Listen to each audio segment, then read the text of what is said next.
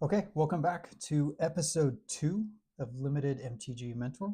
This is Joshua, and I've got Kai with me as well.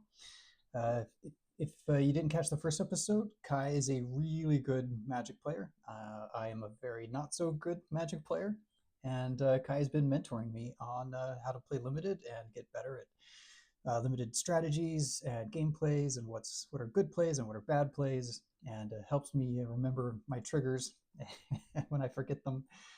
And we Don't thought, forget to track your evolving wilds. yep, I have to do that. And we thought we'd kind of share this experience with others so that other people can learn from Kai's experience as well. So we hope you enjoy. I think we're doing a Foundations quick draft again today. Yep, sounds good to me. This will be the last Foundations quick draft I believe we will be doing as well, So, as it rotates out in about 15 hours. So yep. So what do you think? Should we pay with some gems or some coins? coins, always coins. This is the best way to transfer your coins into gems. Gems are obviously the better commodity as they have some sort of cash value to them, even though it's not cash. Not like in Magic Online. Not like in Moto, yeah. All right, let's All change right. this layout. Well, we're gonna start with a fantastic rare. So the rare you open is Exemplar of Light. It is in white and life gain synergy, which is amazing, and draws you cards. So it's a 4 mana, 3/3 flyer. Whenever an encounter is put on this card, sorry, whenever you gain life, you put a counter on this card. Whenever you put one or more counters on it, if it you draw a card if it's the first time it happened each turn. Very, very, very strong card. Great. Easily I mean, it's easily going to be the pick, but we'll go ahead and go through the rest and act like if we didn't have that in the pack, what would be our next pick? So, our uncommons are Claws Out. This card can be okay in the go wide, green white, or red white aggro decks. Typically, not something you'll pick up early ever. It's very similar to Overrun, where if you have the deck for it and you find it, you're happy, but you're not picking it up before you have the deck for it. Right. Um, Next uncommon is Arcane Epiphany. I mean, 5 mana, instant speed, draw 3 cards. Very decent card. There's not much to be said about it. It is Yeah. exactly what it is at face value. So, Affectionate Indrik. I really, really like this card. Anybody where you can have a creature that is a removal spell as well is really good. However, typically in green, this isn't where you want to be at in this format. It's kind of an awkward card in this set. It's still, I would definitely still play it, but it's not something I would first pick or early pick. Inspiring Call is good in the counters matters deck, but you have to be super heavy counters for it to be good. So it's not something you would take early. Yeah. So the uncommons in this pack are not very good. There is 2 commons that I like quite a bit, but only one that I'd first pick. So you have Helpful Hunter, which is up in the top 3 best white commons for this format. I mean, 2 mana, 1/1 that draws you a card. It's a So cantrip. It provides something on the board. Um, and there's a lot of synergies with blinking, bouncing, returning, and all of that. And then you yeah. have Think Twice as your other card Yeah. that is very strong as well. So if Exemplar of Light wasn't this pack, I'm pretty sure Helpful Hunter is a pretty easy pick.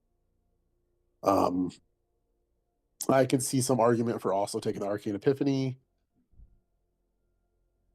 But as is, this is a very easy pick Yeah. For in sure. Arcane, Exemplar of Light. Ooh. All right, pack 2, we got a doubling season, which in limited is very useless. You're never going to get value out of this card in a limited setting. To take a turn off, pay 5 mana to play that, Yeah. it's just not good. Correction Arena is a bomb, in my opinion. Very, very strong card. Also very strong in life gain, which we're already starting out in life gain. So this is a very possible card we will pick up. I mean, 3 mana for a enchantment that you at the beginning of each upkeep you draw a card and you lose a life. So you draw 2 cards every turn and lose 1 life. That's just Uh, that's just so much very, advantage. very So good much, value. yeah. Yeah. So our uncommons are Mischievous Pup, which is a great card. This is one of those you can use it as a combat trick or as a trick to save it. So somebody tries to use a removal spell on one of your creatures, you flash this in and bounce that creature to your hand, and they lose their removal spell. You can use it just as tempo to get ahead, like with the Helpful Hunter. You play the Helpful Hunter on turn 2, draw a card. Turn 3, you pass a turn, block with your Helpful Hunter, and then flash this in, return the Helpful Hunter to your hand, and then replay the Helpful Hunter and draw another card. Mm. So just a value card. Needle Tooth Pack is a very strong green card. Morbid trigger at the end of your turn. If a creature died this turn, put 2 counters on target creature you control. And it's already a 4/5 body for 5. Very strong card, but again, green is the weakest color for this set. Adventuring Gear is close to unplayable. So we'll skip you're that. probably almost never going to pick this up. But we've Yep. got a Healer's So you Hawk. got Healer's Hawk. Yep. Healer's Hawk is one of the top 2 white common cards for this set and combos very nicely with Exemplar of Light. And it allows us to still stay in white before having to choose another color. So a little bit of Correct. flexibility Yes. there. However, life gain typically always goes white-black, but yes. The other common notable to this pack is easily Burst Lightning. That's a first pickable card. Fantastic removal spell. A lot of times, if we didn't have Exemplar of Light and there wasn't a Healer's Hawk in this pack, We'd be red. and a Phyrexian Arena in this pack, Okay. Burst Lightning would be the next pick. But definitely, your pick here is definitely Phyrexian Arena or Healer's Hawk. So Phyrexian Arena is going to give you a bigger bomb, but it does put you in 2 colors. Healer's Hawk is a very, very strong card and stays with life gain and in your 1 color. Yeah, I would lean towards the Healer's Hawk. What do you think? Yep, Healer's Hawk's a great pick. Yeah, let's take it. Oh boy, I see another Healer's Hawk. Yeah, this is actually a really good pack. All right, so quick look at the uncommons. Rune Sealed Wall is an okay card playing in blue. It blocks everything in this format and surveils every turn, setting up your draws. It's definitely meant more for control decks, obviously. And that's probably the only time you'll ever take it and pick it. You're definitely not picking this up early. Yeah. It's not a card you want to pick up early. Diregraph Ghoul. I'm not very big on this card. Even in aggro decks, it's entering tapped is just okay. If you have zombie synergy, I can see you playing it. Other than that, it's just okay. Yep. Dwynen is a great card. It's a 4 mana 3/4 with reach, and then when it attacks, you automatically gain at least 1 life because it is itself an elf. And then it pumps all other elves. So if you have elf synergy, it's very strong. By itself, it's still decently strong in green. But again, green is the weakest color. Yeah, but what are your odds of playing elves in limited? Well, there is quite a few elves, so in green. So if you were going green, So you'd be able to pick up enough elves to make that worth. yeah, a lot of the time. And then also just having reach on a green creature is pretty strong because there's less removal. And flyers in green, that reach can be very prevalent For sure. to your gameplay. All right, so you got a Healer's Hawk and a Stab and a Treetop Snare Spinner and a Burglar Rat. I mean, there's a lot of good commons in this pack, but to keep with what we're going, I think it's a pretty easy Healer Hawk. It is very sad passing a Stab. The person next to you is going to be very happy in black right now because they've got a Phyrexian Arena and then a Stab from you. Well, here's another stab. All right. So maybe we take a stab this time. We'll take a stab at it. All right. So we got Shivan Dragon in red. Probably not almost ever playing that card.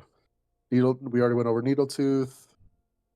Ravenous Amulet. This card is one at the very beginning of the season that I thought would be a horrible card, but it has grown on me quite a bit. In specifically in black or black red, this card can be very, very good because there are value cards you get with sacking creatures. or in red, you can steal your opponent's creature and sack their creature and draw a Hmm. card. So it's just a way to get a little bit of value in those decks. Definitely not with what you are playing currently. Yeah. Armasaur Guide is not a creature that I would almost ever play. It's very expensive, doesn't have a super high upside. So yeah, the other than that, the stab it's a very easy stab pick here. There's Yeah. nothing else that you're gonna take over that. So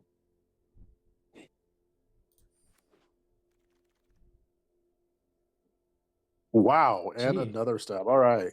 So So you I have got 3 packs in a row here's with the a reassembly. stab. Yep. So reassembly skeleton. This is one of those cards with the ravenous amulet that is really good because you can sack it and then return it, and then sack it and then return it, and then sack it and return it. Yeah. So it's one of those cards, and there's a lot of sack outlets in black that make that card very strong. But that's not what we're going. Luminous Rebuke is a fantastic white removal spell. So you have two options here. You can do Luminous Rebuke or Stab. I think Luminous Rebuke actually may be a little better here because we're not 100% guaranteed to play black at this point. And Luminous Rebuke at its base really only costs 2 mana because if it targets a tapped creature or a tapped creature, only it costs 3 less. Sure. And it's instant speed, so you can wait for them to attack, and it's only 2 mana kill any creature. Whereas Stab only gives -2/-2, so it doesn't kill anything bigger. So I think it's a pretty easy Luminous Rebuke over Stab. Other notable cards in this pack were Think Twice and Treetop Snare Spinner.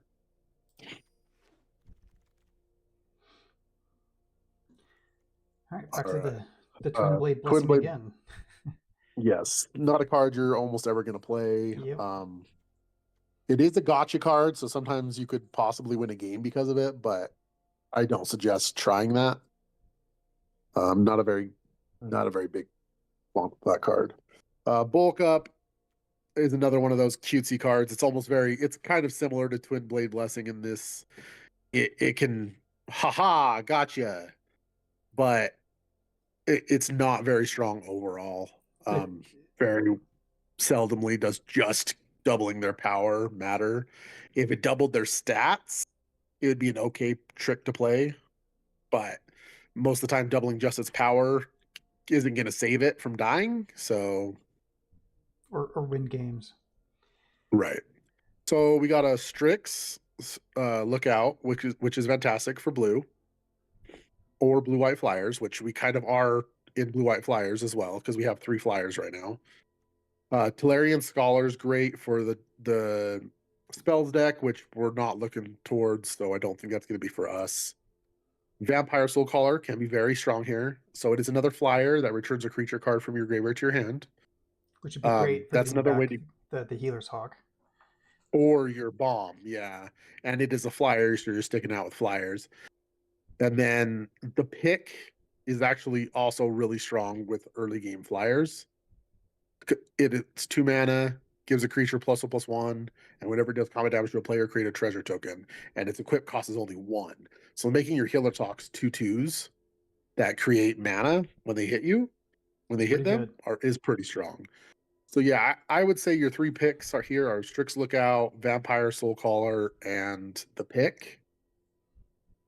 Um, So to if we're continue trying to just stick, yeah, if we're gonna try and stay open, it's probably the pick, right? yeah, I like the pick or the Soul Caller, to be honest. The Soul Callers give some synergy with what we're doing, but we could pick up a Soul Caller later on. Typically, those come around packs pretty late, so Let's go with the I'm pick. definitely okay with the pick. Yep.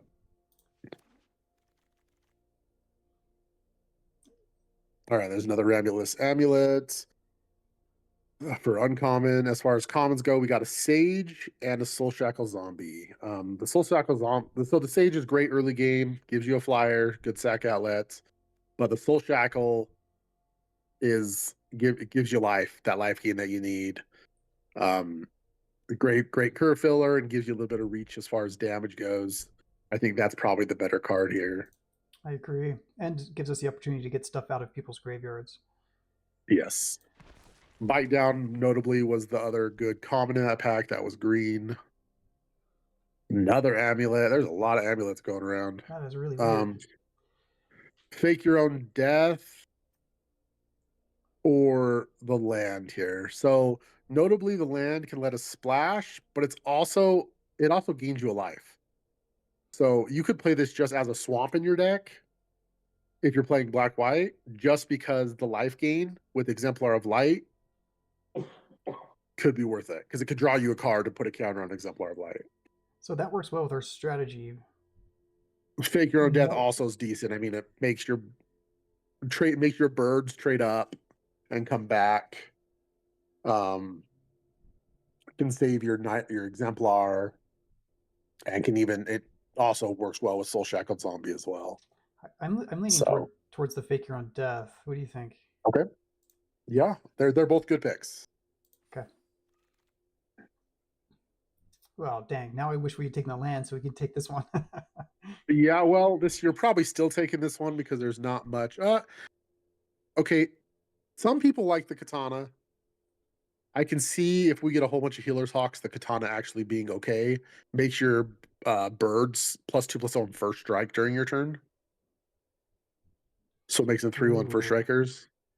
I don't think you're probably playing a second Fake Your Own Death, so maybe take the dagger and possibly play it. As of right now, I don't think it's the right play, but if you get tons of early game, it could be worth it. All right. Should we take the katana then? Yep. I'm not used to drafting so much equipment. Jeez. All right, this is kind of a pack of duds for you. Just take something for the sideboard.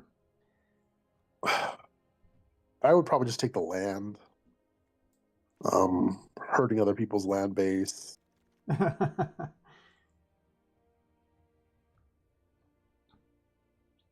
So yeah, I'm gonna take the Ambush Wolf, put it in the sideboard.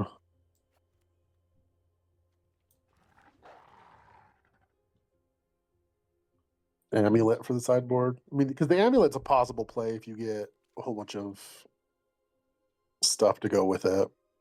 Another wolf. Yep. All right. So Pack we're two. looking for premium black removal, more life gain synergy. Well, All right, so there is some premium black removal. So we got Consuming Aberration as our rare. This is a strong card in blue black, but not something we'd be splashing for in this deck, nor is it something strong enough to switch colors. Spectral Sailor is fantastic, but when you have such a strong removal spell next to it in our colors, there's no way you're going to take it over the removal spell. we do have Obviously, this other Heroes angel. Downfall. Oh, What was that? no, go ahead on the hero's downfall. Heroes Downfall is premium black removal. If you're playing black, you're almost never going to pass this. And if you open this first pack, unless you have a better bomb, you're probably taking this. Other notable cards in the pack, we have another Stab, and then for the life gain deck, you have the Vanguard Seraph. Yeah. That whenever you gain life, you surveil. But It's too that is good. a weaker life gain card compared to a lot of the life gain cards in the set. So Let's it's a hope pretty it easy comes. Heroes Downfall pick. Yeah, let's hope it comes back around.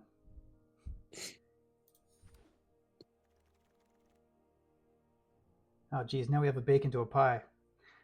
You do have Bake Into a Pie, but you have a better creature for the life gain deck. So Stroke of Midnight is an okay uncommon removal spell. Kills anything, any permanent, any non-land permanent. So it can kill like enchantments and stuff like that, and artifacts, which can be prevalent. However, giving them a 1/1 is just okay. We went over Arcade Epiphany and the Truffle Snout. Before the Truffle Snout's an okay green card, but we're not in green. So then we come down to the Panda. So it's a 4 mana 3/2. Whenever you gain life, it gets a counter. So already good in your life gain deck. And when it dies, return another non-bear creature card with mana value less than this creature's power to the battlefield. So as of right now, it can get back both of your Healer's Hawks. Your curve is really awkward right now because you have 2 Healer's Hawks, and then you don't have anything until your Exemplar and Soul Shackle. You only have 4 creatures. But we'll thin that out as we go through it. The Phoenix Panda is amazing. Yes, Bake Into a Pie is premium black removal. However, I think premium creatures that give you value are slightly higher than Yeah. the premium removal. So let's take the panda. Yep.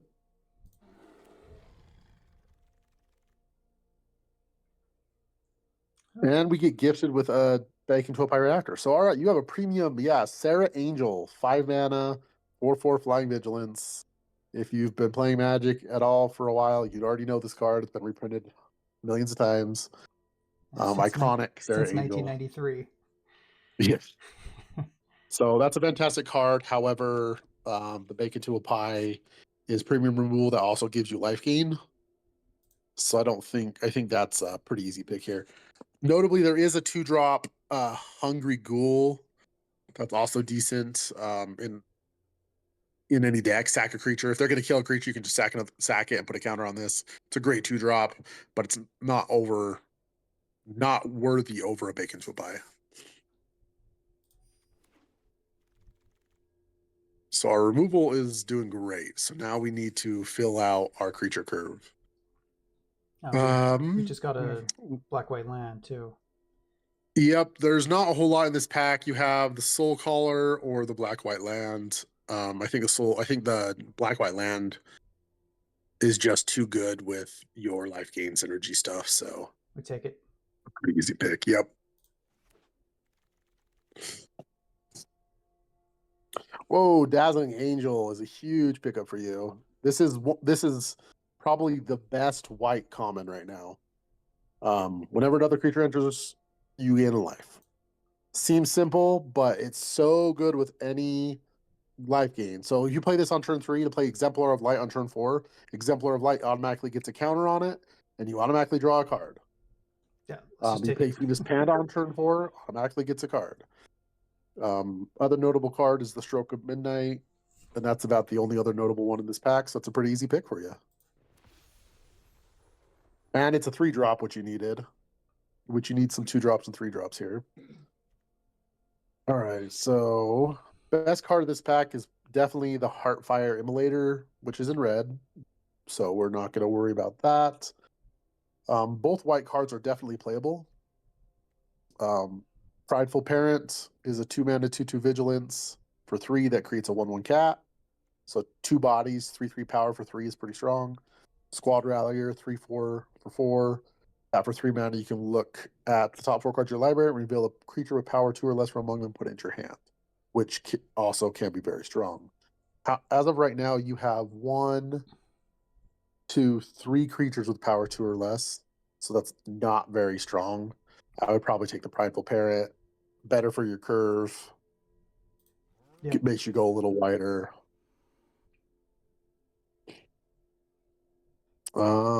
This is not a deck where Revenge of the Rats is relatively good in. Create a 1/1 tapped black rat creature token for each creature card in your graveyard. So if you're high on creatures, this can be playable. That being said, there's not a whole lot in this pack that you're going to play. So you either take the second Fake Your Own Death for possibly playing it, or you take the Revenge of the Rats and put it in your sideboard. That way, if you get enough creatures and you decide you want to run it, you can. We only have 7 creatures right now, so that's. But we still have a pack and a half. I don't think you're playing the Fake Your Own Death, though, almost no matter what. There's a chance you play Revenge. Yep, that would be a better option then. All right. Another Rats. Yeah, you're not playing a second Rats for sure. I would just hate the ball more from anyone else getting it. No, nothing else in that pack. It's notable. All right, so the Vanguard Seraph came back. Nice. Which is probably where you're at. Crypt Feaster is not a very good card. You're not playing a second pick. And the other cards don't really matter for you, so it's Your creature curve is like all 4, which is really awkward. You have 4 4-drops right now. So I would take the Stroke of Midnight. I don't think you'll end up playing it, so maybe just put it in your sideboard. But if you decide you need one more piece of removal at the end, we can look into playing that. Take the uncommon. The first half of this pack was amazing, and the back half has been nothing. Oh, take the fishing pole, I guess, and put it in your sideboard. You definitely need some 1 drops or some 2 drops, mainly 2 drops. You need some Fake. 2 drops for your put the fake. You got the fake anyway. All right, so we got a Genesis Wave, which is unplayable rare in limited. Good uncommons in that pack. All three, the red, Berserker, Felling Blow, and the Eagle are all very strong uncommons, but not for what we're doing. I think it's a pretty easy Helpful Hunter. We had talked about the Helpful Hunter earlier. You need 2 drops, and that's a great one for your deck. So Catholic Commando is a fine card as well, but not as good as drawing cards. So all right. Loot is an okay green rare, obviously in green. So for you, you have the Shriek Mass, Bake Into a Pie, and Meteor Golem as your top 3 options here.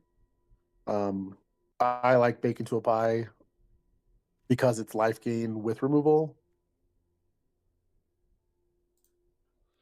Over there, Meteor Golem. So it's Meteor Golem's a big creature that can destroy any permanent. I think the cheaper removal that gives you option to life gain is stronger with the life gain deck. So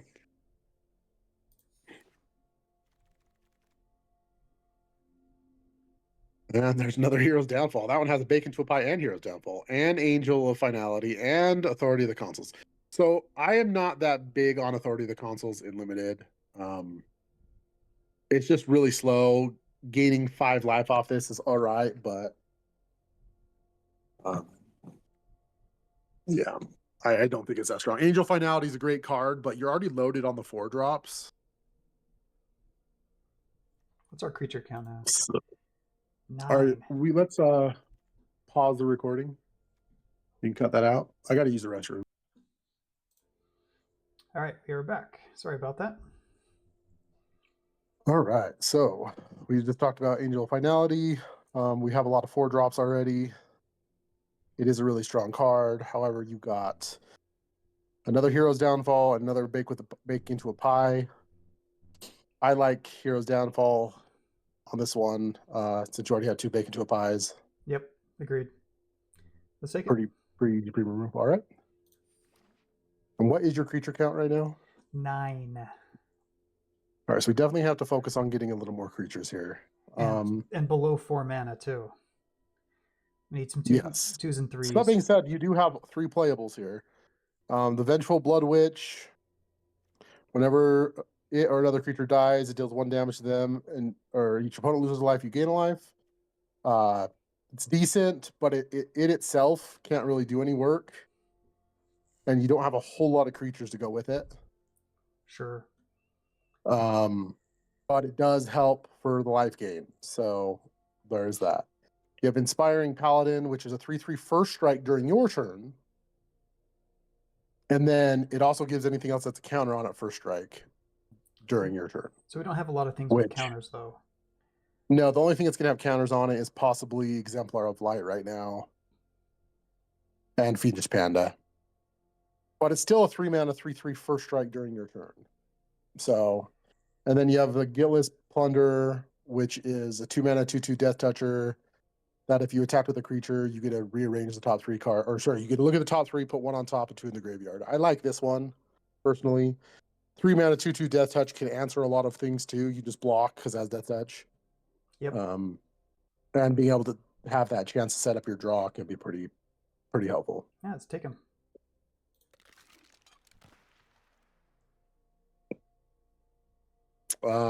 Good pack. Lots of good cards. All right, we got Resolute Reinforcements. So 2 mana, flash, enters, creates a 1/1. So it's 2 1/1s for 2 mana, and it has flash. Decent card.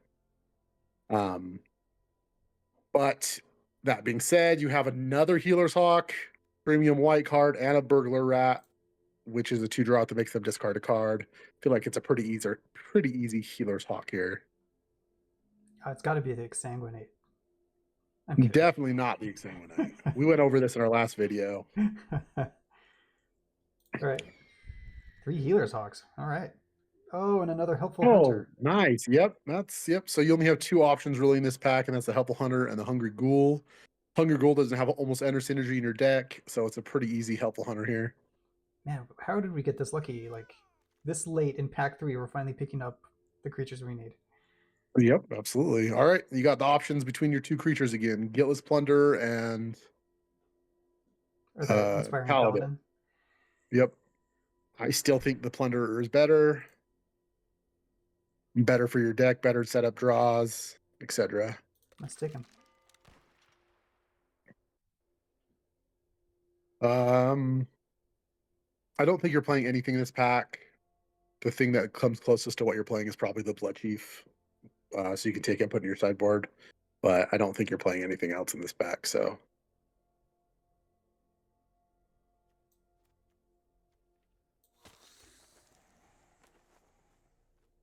No, there's another decent 2-drop for you. Cathar Commando, 3/1 with Flash.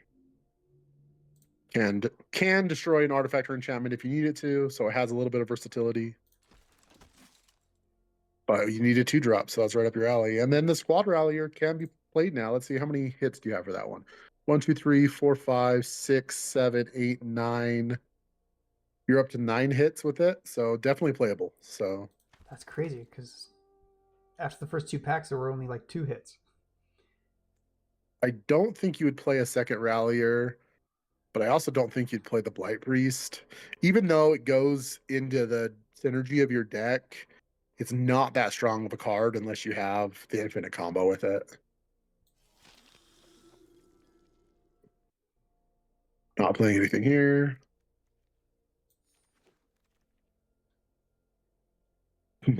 Not playing anything here. Of course we are. Of course we're playing the Exsanguinate. Well, here All we right, go. let's get deck building.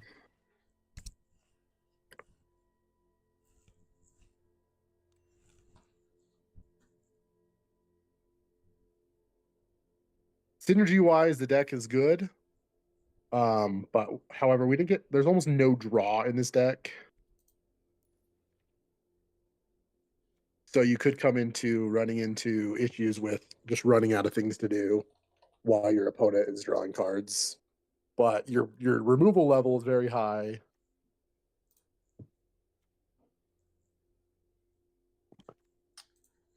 I did that too early.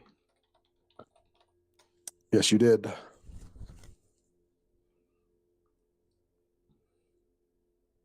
See, your curve there seems pretty good.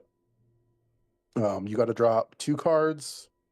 However, you're probably not playing 17 lands in this deck, so one of those 2 cards will be a land. So if you're dropping a land, you only have to drop 1 other card. And I don't think it's going to be a creature. The Katana. Yeah, I think the Katana is probably your worst card. I can't believe we have But 2 yeah. Heroes Downfalls, 2 Bacon to a Pie, Stab, Fake Your Own Death, Luminous Rebuke. So I also don't necessarily like 2 Fake Your Own Deaths, but I do think the 2 Fake Your Own Deaths is better than the Dagger. And actually, with 2 Helpful Hunters and 2 Guiltless Plunderers, they definitely can be useful. So yeah, I think it's a pretty easy, cut the Katana, cut a land. Pretty sure you want to make sure you have more black, but you still want early white for creatures, so it's an 8/8 split. So we drop a black Um, or drop a white. We're gonna drop a white. the problem is you need white on turn 1 and turn 2. You don't need black until turn 3, but then you start needing double black. So it's really hard to say. I almost feel like we just play the 17 lands. I think 17 lands is going to be way too much with this deck. Your Oh, curve ends at 4. that's Luminous right. Rebuke is going to cost you 2 mana. Your curve ends at 4. Ooh. I think you cut a swamp.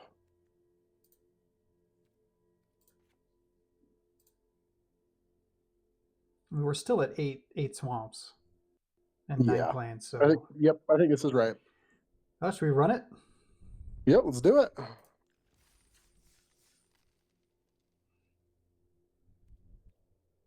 I think as far as card value goes, this deck individual card value is going to be higher than your first deck we played. However, the sheer fact that you don't have card draw could be the difference between this deck not getting a trophy and the last deck getting a trophy. Interesting. But I mean, you do have two Helpful Hunters and the Exemplar.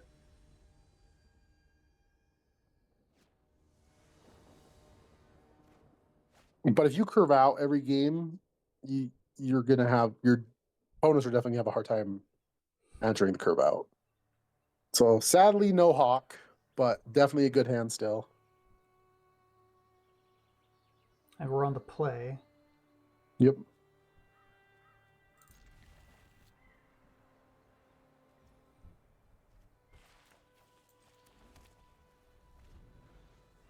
You don't have to worry about cracking Evolving Wilds with this deck too many times. Thanks. Because you're always going to be tapping out for stuff.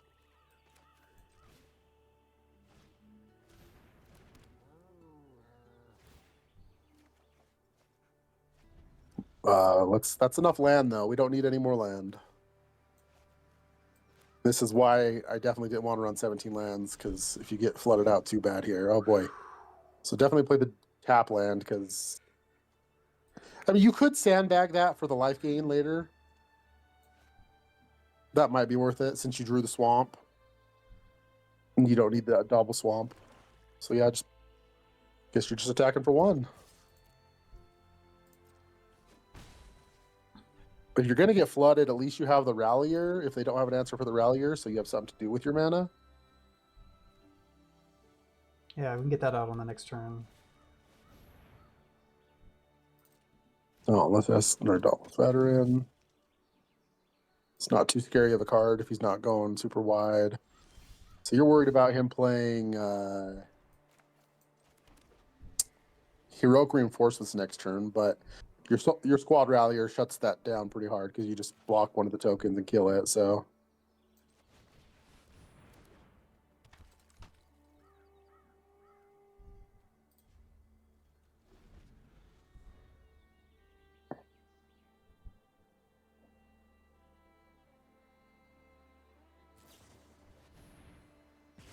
They did have the answer for the Squad Rallier. It's that day. Oh.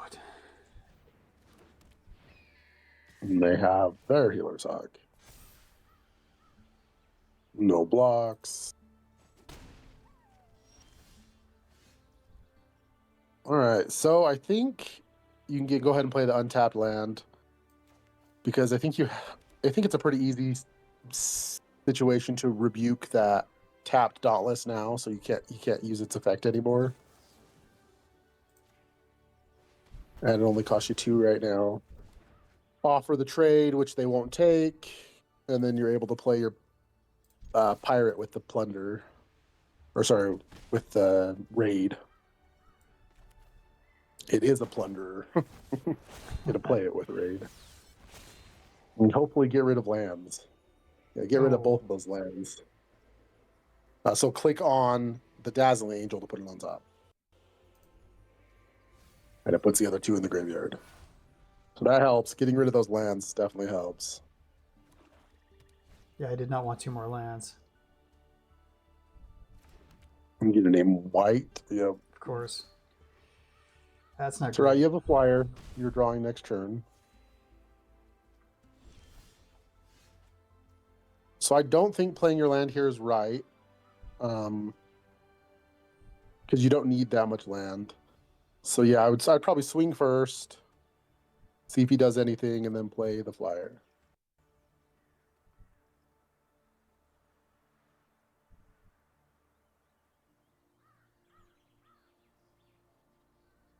You're in no rush to kill anything right now. I mean, yes, he's got 2 damage on the board, but you have a removal spell in hand. Yep. Let's go ahead and play the Dazzling Angel. Force him to have some sort of removal for that. And end the turn. So next turn you can play your Panda, and if the Angel's alive, it'll automatically get a counter on it. Then you can play your land, and it'll get another counter on it.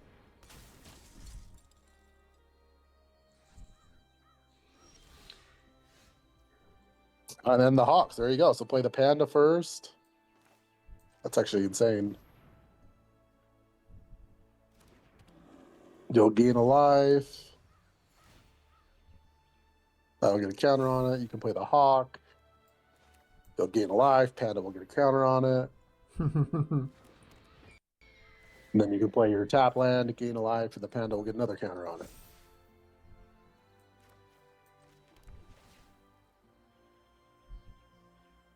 And then I would swing in with both the two you swung in for the first turn. I would not swing in with the Angel just in case they have a trick. But the other two you don't care if they trade with, so. Yeah, okay.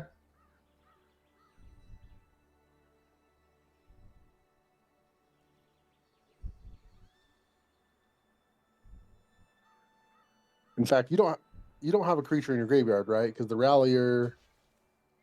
No. So them blocking is really big.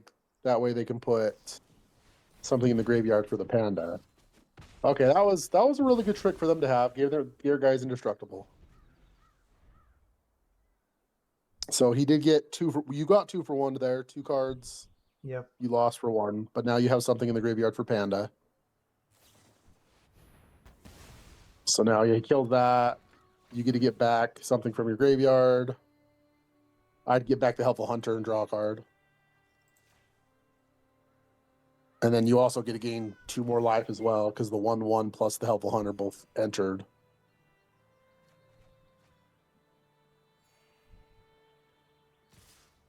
You threw 9 of your land already. Make that 10, so you have 6 lands left in the rest of your deck.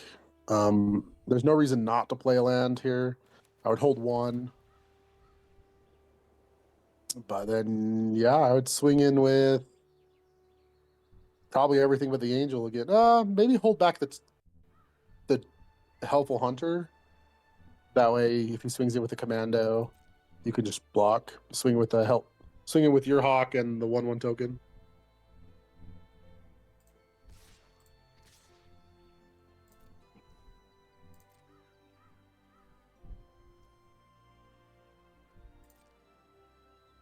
Where you're pushing through a little damage, he can't push through damage. Yeah, and just sit back on the bacon to a pie. You're really hoping to draw your Exemplar. And no more lands. You're through quite a bit of lands in your deck, so.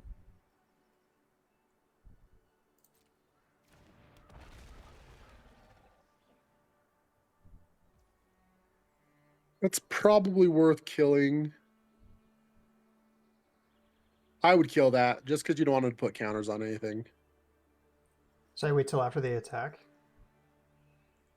I mean, he's not going to attack, so you can wait or you can do it now. It's not going to matter. Let's see if he attacks.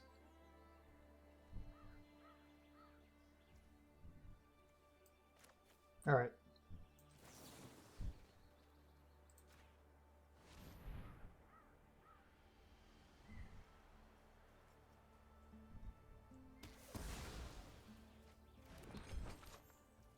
Should we just sack this now?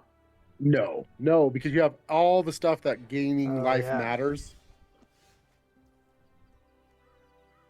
So you can flash that in, so there's no point in playing it yet. So I'll just attack with the same 2 you attacked with last turn, I guess.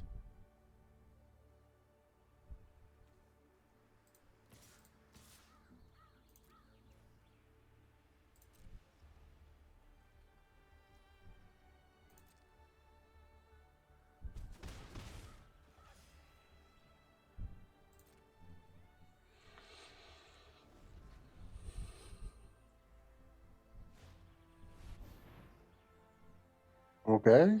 All right, so we got to deal with another one of those guys now.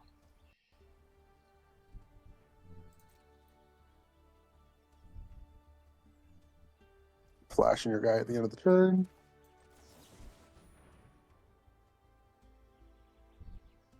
Now we have the option to kill the banner with that if we want to, which we currently don't really care to.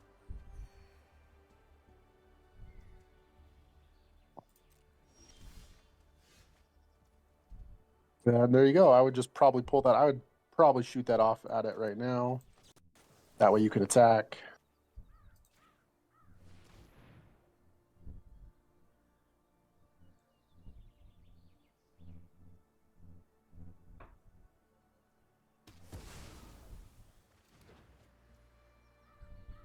And I think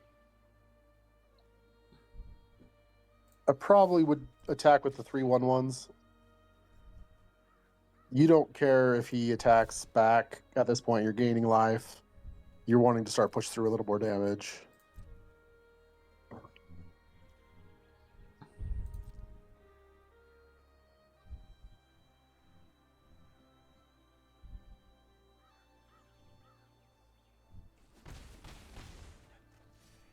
Definitely want to draw that exemplar soon.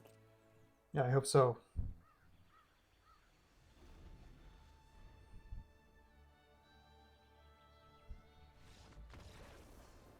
All right, they're done. They're over it.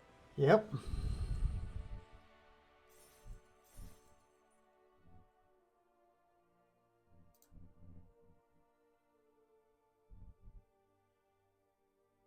Good start. Got to see a little bit of our synergy in that game. And that was definitely not an aggressive start for us by any means.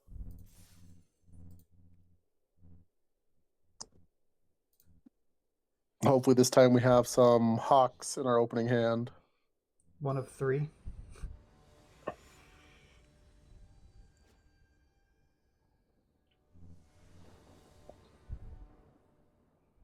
All right, cross your fingers. Let's see what we get. No. This hand's not a very good hand either. I see. We're gonna mulligan this, are we? I think that's definitely correct to do. All right, much better. Much, much better. And I think you pitched the fake your own death here.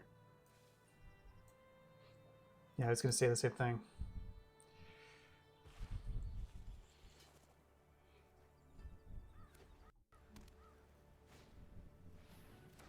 Naturally, your opponent has a turn 1 hawk as well.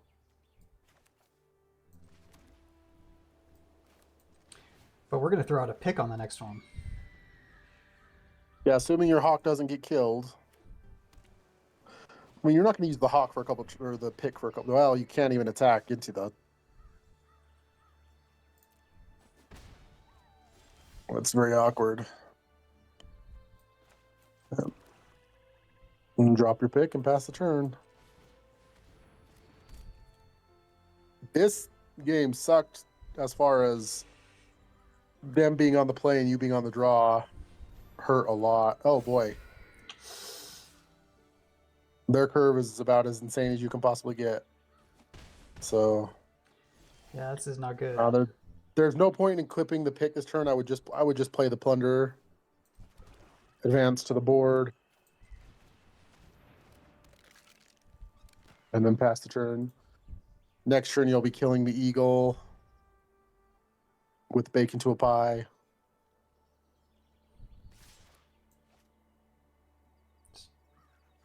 I mean, when your opponent has a draw like that, there's not much you can do, especially when you're on the draw and you mulliganed. Yeah. Okay, so now I would Hero's Downfall the eagle.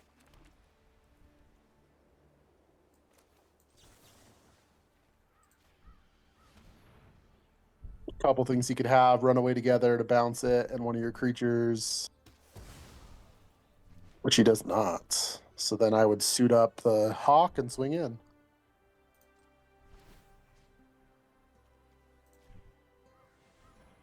Swinging with both.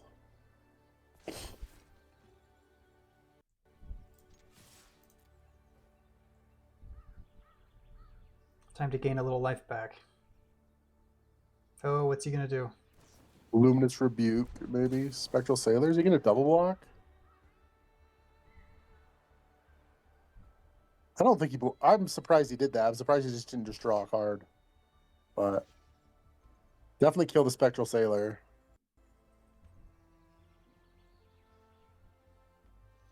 So drag that to the front. There you go. So still a card for card, get a little bit of life back. You definitely need some help from the top of your deck.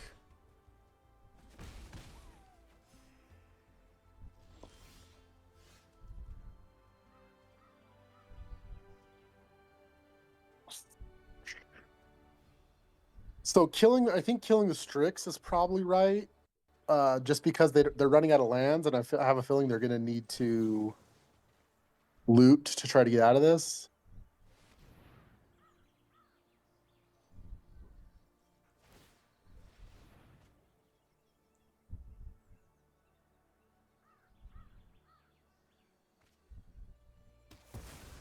And then play the land and hook up your guy and attack.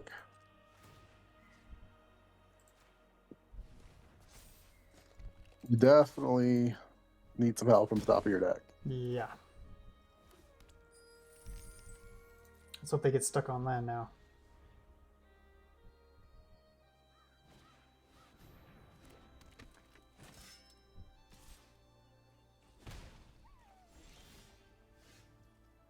Oh, beautiful draw.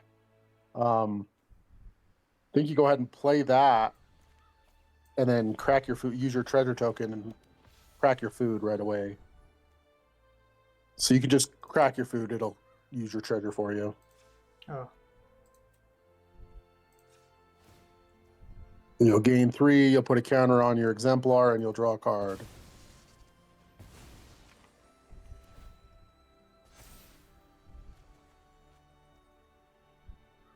What you want to draw? I'd probably hold it. And then the question is, do you want to offer the trade? I would. Because you got to try to keep, because they're stuck on 3 mana, you got to try to keep their board clear of stuff. Okay, maybe I would play the land now, because then you can steal Luminous Rebuke if you want to. If they attack. Yeah, for sure. No land, no land, no land, no land. I'd be more okay with land than having an answer for the Exemplar. If we have an answer for the Exemplar, you're going to be hurting. Yep. Which you can't do anything about.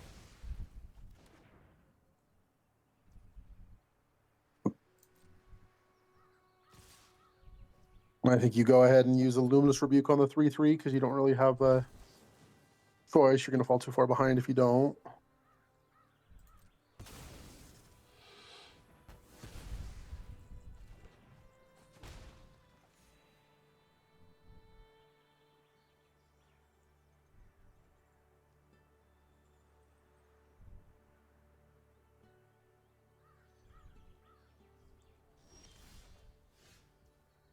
Yeah. This is where them drawing cards and you not drawing cards is going to come make the game really hard for you to win. Yeah, it is.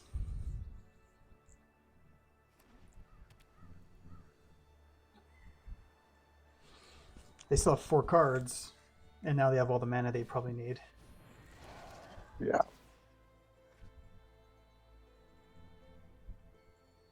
And again, they're looting, drawing, and discarding.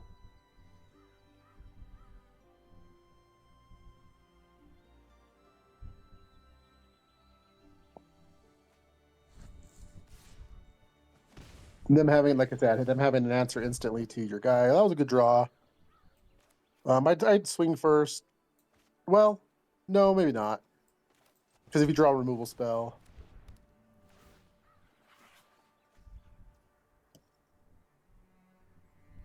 So then, yeah, go ahead and swing for 3. My guess is they will not block it because they're going to try to kill you before you kill them. So then play your Hawk and equip the Hawk with the equipment.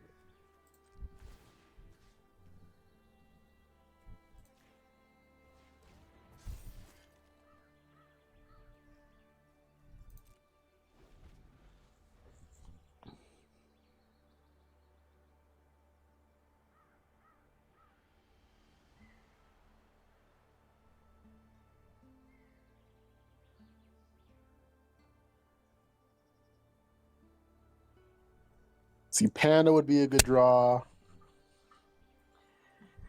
Just ripping removal off the top would be good.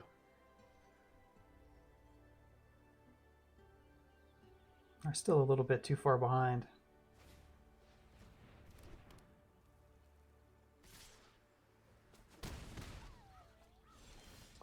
Yeah, they're keeping you off removal.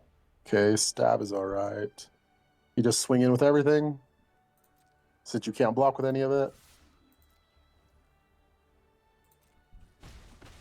I think while he's tapped out of blue mana, just go ahead and stab the 1/1. So no more life gain for them, at least.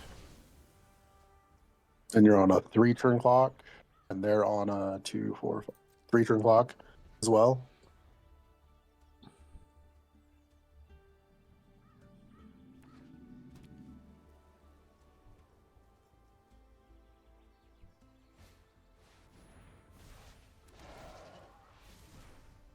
And now you are dead as of next turn.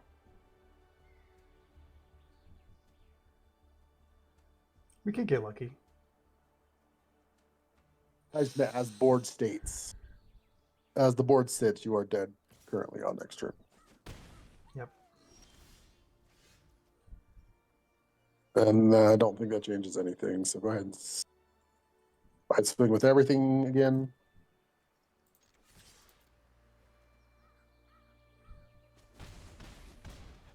That changes nothing.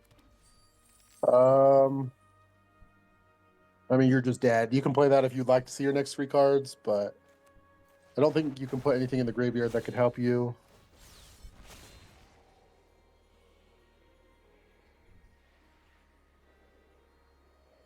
Yeah, nothing there would have helped you that much. Yep. Concede. Yep. Well, the power of drawing cards is shown there. But we had a pretty good showing. Coming from a pretty slow Yeah. start. I mean, yeah, from mulling and being behind, and their start is what won it for them. The fact that they went 1, 2, 3, they went 1 drop bird, 2 drop flyer, into 3 drop pump all flyers. And you held on for quite some time, but they had an answer for your exemplar as soon as it dropped. So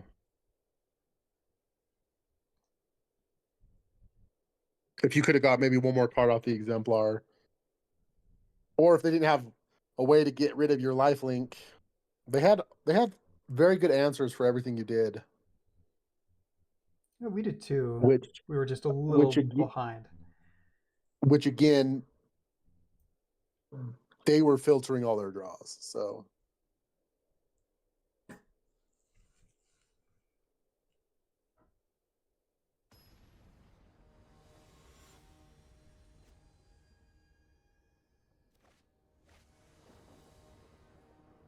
had you been on the play that game, it would have been a little bit different.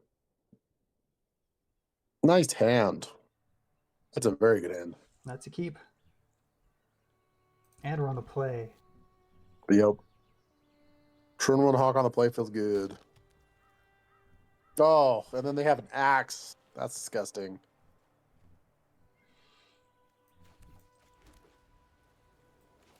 That's really bad against you. Like, it's really good against you is what I'm trying to say. Yeah.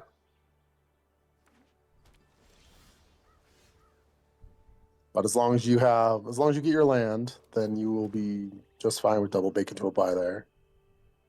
Attack first.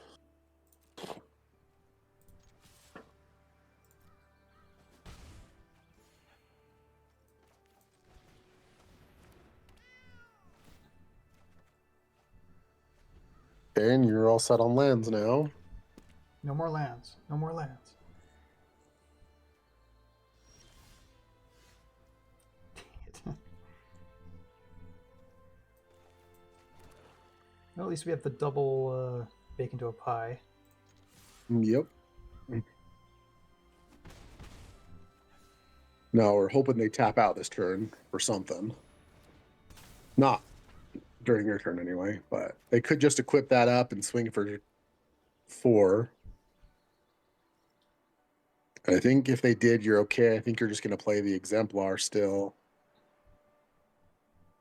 conceding some damage the following turn, but getting the Exemplar online is a pretty big deal. Well, they don't have 2 islands, so they can't do a counterspell on the Exemplar.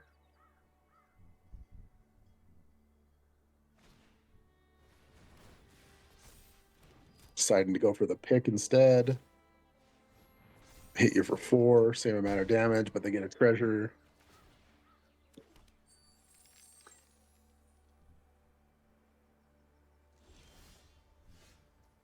Okay. So yeah, I think you go ahead and play the Exemplar before combat.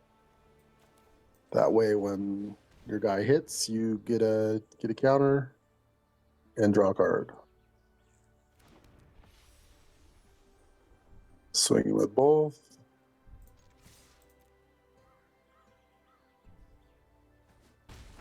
So if he just suits up next turn, you're going to be taking 8 damage at minimum. But then he's tapped, and you get to untap with a bacon to a pie. And then he has to start over. Yeah, other words, he uses removal, and he can't equip. So you take 4. Matt, make your move. It's the same removal spell the other guy had for your Exemplar. So now he could potentially counterspell. So I would try stabbing his guy right now.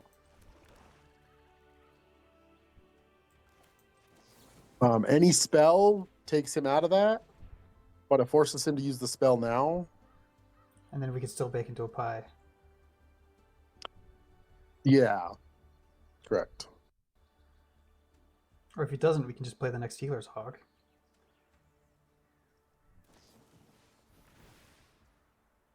Sure. I think that's fine. I think you want to let him try to equip the... So resolve. Let that all resolve. And then attack for 2.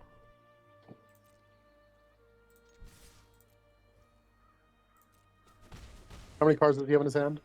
2. I cannot see it on my screen, so... Yeah, he's got 2. Okay, yeah, so I would just end the turn, and I'd wait for him to try to equip, and then try to kill it. But why not do it now while he's tapped out? He's not tapped out. He's got 2 treasures, and his guy's indestructible from the spell.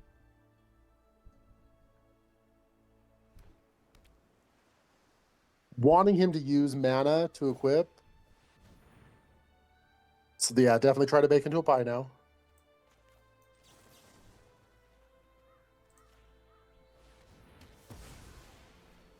So it forced him to use his mana on that. Nice.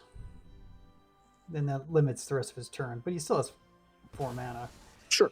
So now he plays another creature here. And it's the same thing. You're going to wait for him to equip, and you're going to kill it in response.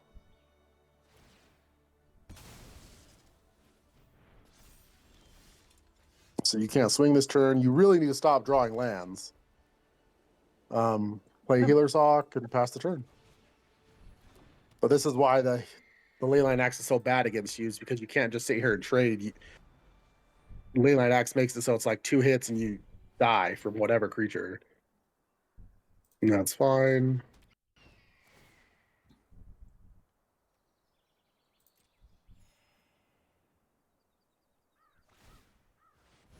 And kill it in response.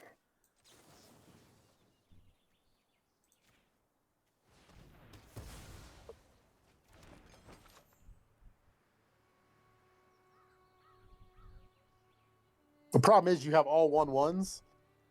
And he has a 1/2. You can't swing. Yeah. So now the question is, do you want to make him use his mana first? I would say no. The 3 damage is probably more important, so just kill it and swing him for 3.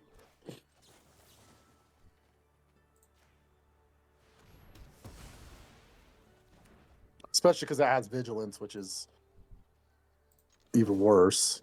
So if you do get into trading, you can't even trade because of the vigilance.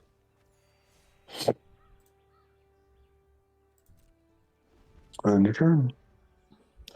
You need Panda, and you need him to not get creatures, because as long as he doesn't have creatures, that Leyline Axe doesn't matter.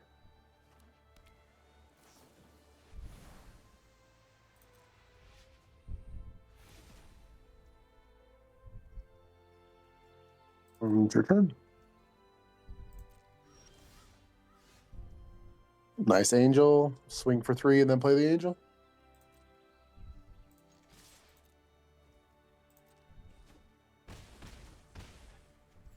Now you're getting him low enough that even if he does get a creature on board with the axe, he might not be able to swing because you'll just be able to swing and win. So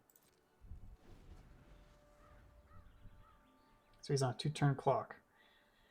Let's hope he doesn't have any creatures. at this point, you're just trying to avoid creatures with flying. Oh, yeah, okay.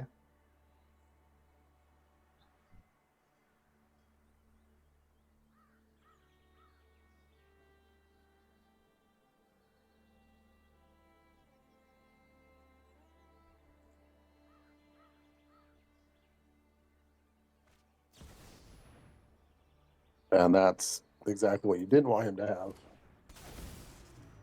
Although he should have waited for you to swing and flash that in to block and kill one of your guys. Yep. But yeah, you're a little stuck there. What does he have in his graveyard?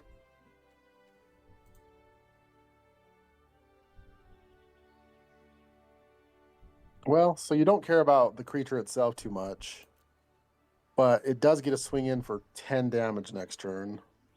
I'd play one of your lands just in case you draw the guy that you can search for stuff, but then just pass the turn.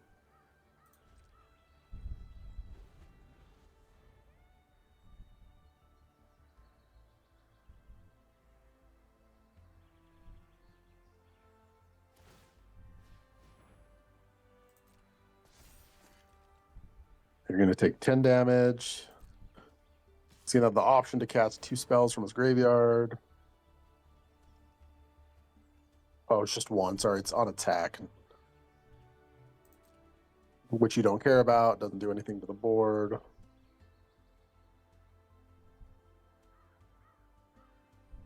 Gonna pump it?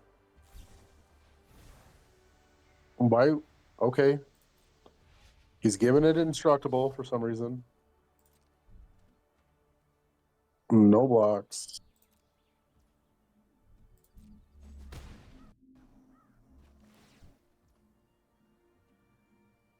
It's to make 2 treasure tokens.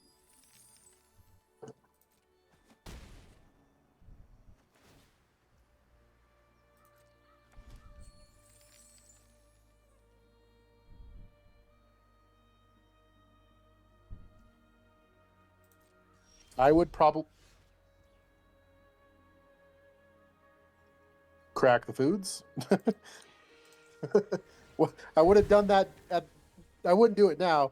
So you do it at the end of his turns when you should have done it. Yeah. But don't do it now because then you're saying you have nothing in your hand. That's bad. Should we swing in? I would swing in, yes.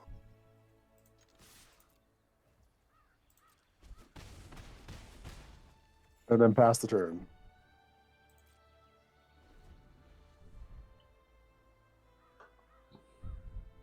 So as of right now, he can't attack if he doesn't have enough blockers. I guess he just needs 1 blocker for the air. As long as he has 1 blocker for the air, he can attack in, and he does not.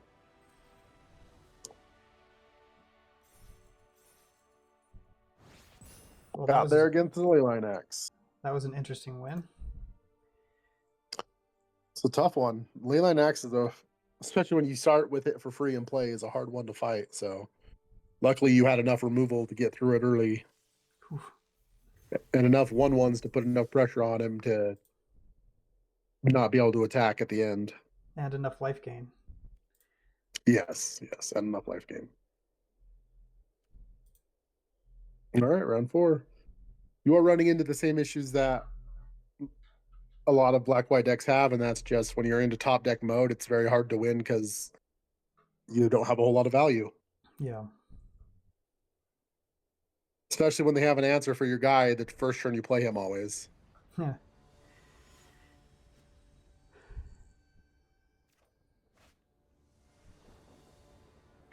That is something you're missing in your deck is recursion from the graveyard. That's a very, very good hand as well. Hawk on turn 1, and then you play a swamp, pass a turn, and either stab or flash in the Cathar Commando.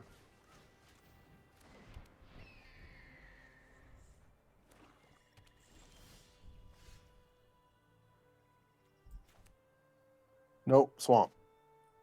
Yep. I was getting there.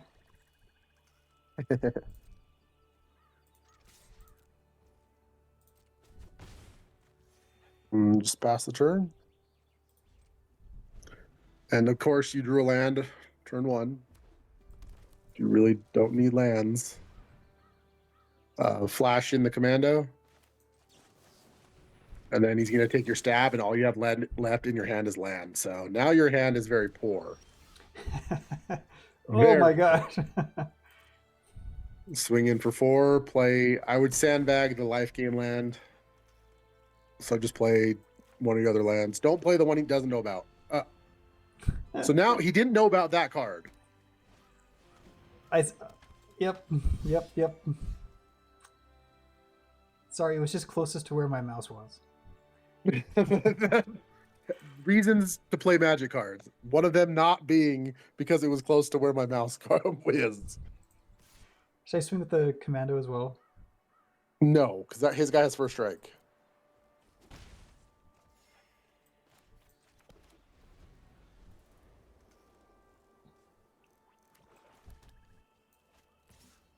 Yeah, that stab.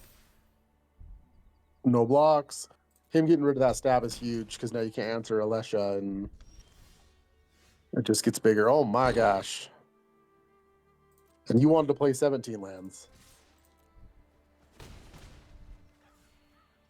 Play a land and pass the turn.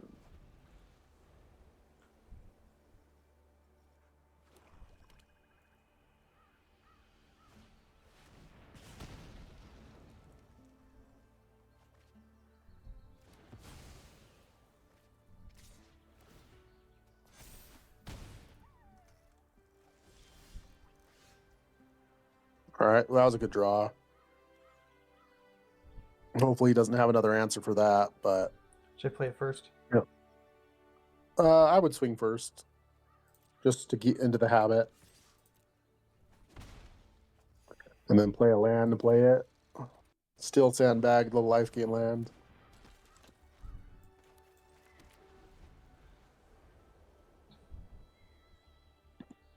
Really hope he doesn't have an answer for this rally or this turn. He has 4 cards. Which he does, yeah. You're going to be dead to just pretty much just the Alesha. Well, that and the massive amount of lands in your hand. There you go, play that pre-combat. Swing in for 1 and surveil.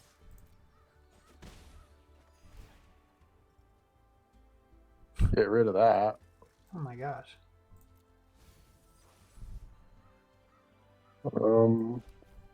I wouldn't play that. There's no point in playing your lands at this point because the only land sink you had is now dead.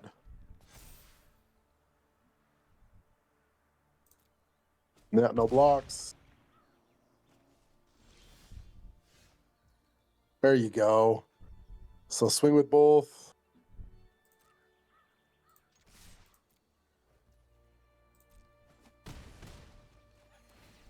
Surveil 1. Oh my god. Get rid of that. I would go ahead and play the land at this point because you need the life. And then pass turn. You don't want to bake it now? So there's against black-red, there's no difference between baking it now and baking it during his turn. He's got full mana untapped. He may try to do something and go for the win here. Oh yeah. So it looked like he got flooded out just like you did, which is somewhat lucky.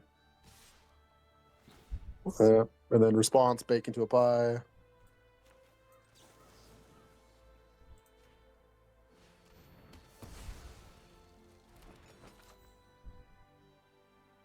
Yeah.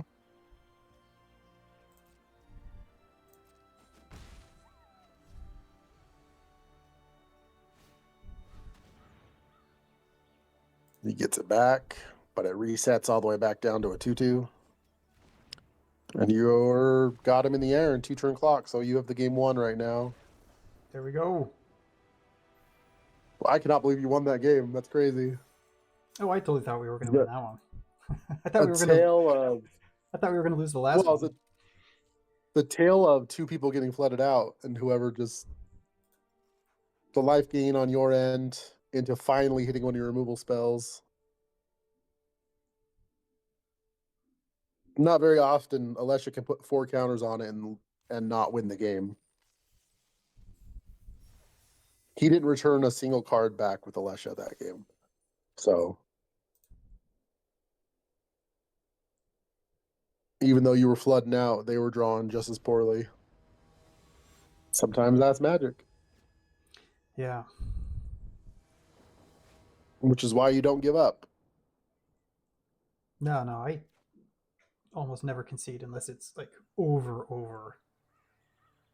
Oh, that's a keepable hand with the Helpful Hunter draw.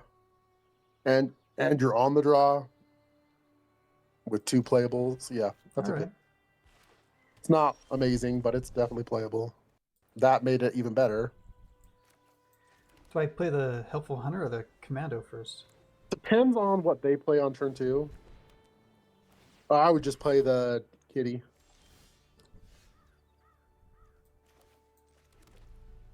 Try to get that swamp. Or some sort of life gain for the exemplar.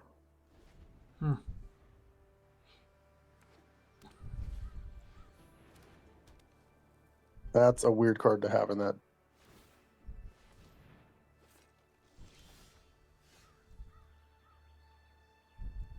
So definitely swing and offer the trade. Wait, actually, read Fishing Pole one more time.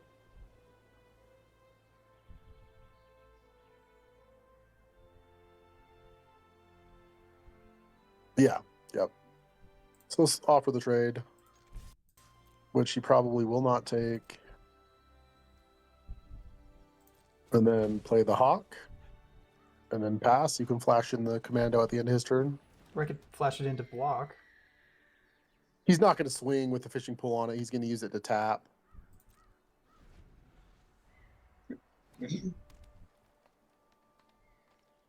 And that's a very slow. I mean, it gives him 1/1s every other turn, but it's very slow. So flash in the Commando.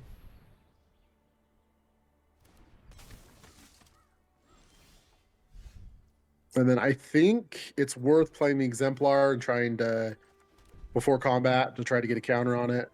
He may have a removal spell for it, but you need to draw to a black land, so. And I would swing with everything. Do not swing with the Commando, but swing with the other two.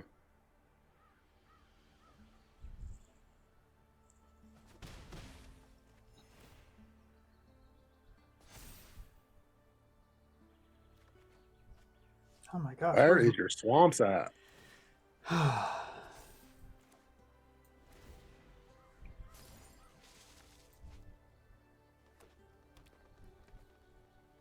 At least we still have one more white play. Yeah, and you're gonna draw another card this turn. All right, there's one. So I think it's probably worth killing the Fishing Pole with your Commando. Well, he can't get one this turn. Maybe not.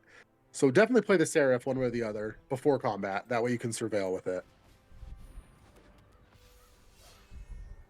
And then swing in with your flyers.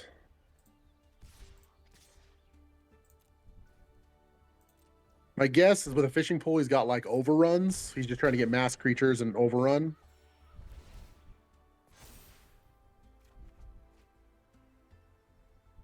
There you go. Keep that. Yep. Yeah, we need that double black. Yeah, and then just pass the turn. Now we're set. Hero's Downfall and Bake into a Pie. Yeah, I think you're doing pretty good here. I don't even care to block. That's a good card.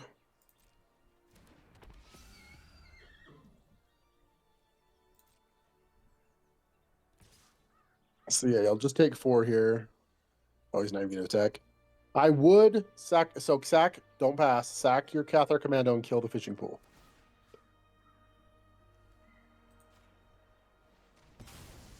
Because you're not going to have time or.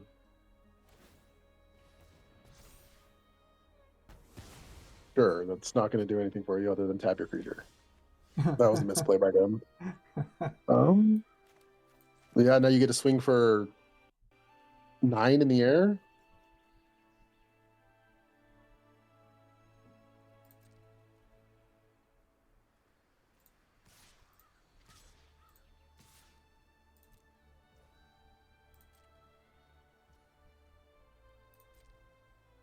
And then you just get a hold up, bake into a buy. I think that's just game.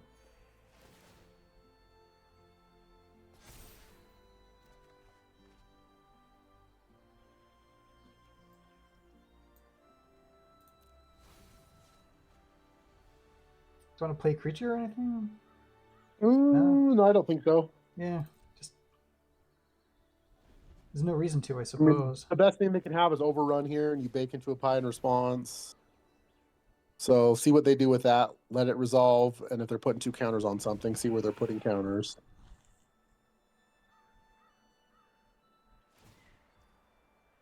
Yeah, in response, I'd bake into a pie the guy they're putting the counters on, so the 4/4 that has counters on it already. The unicorn? No. No, the guy where he's putting the counters. Yep.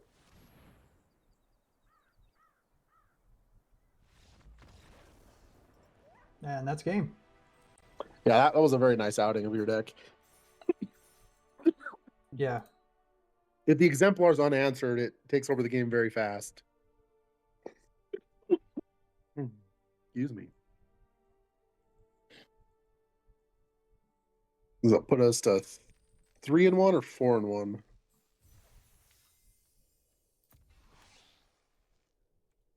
Nice little rare there. 4-1, very nice. All right. Okay, and we're back. So gonna go play round 5. Round 6. Yes. Round 6. Yeah, we're shooting for win 5. There you go. That's what I meant.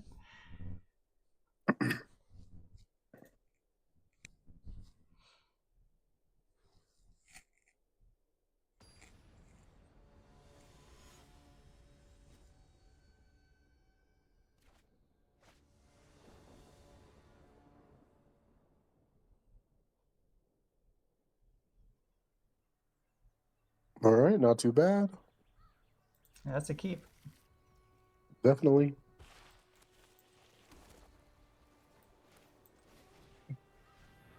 You hopefully do not run into a healer talk or Strix from your opponent. That way you can play the plunder on turn 3. Another good draw.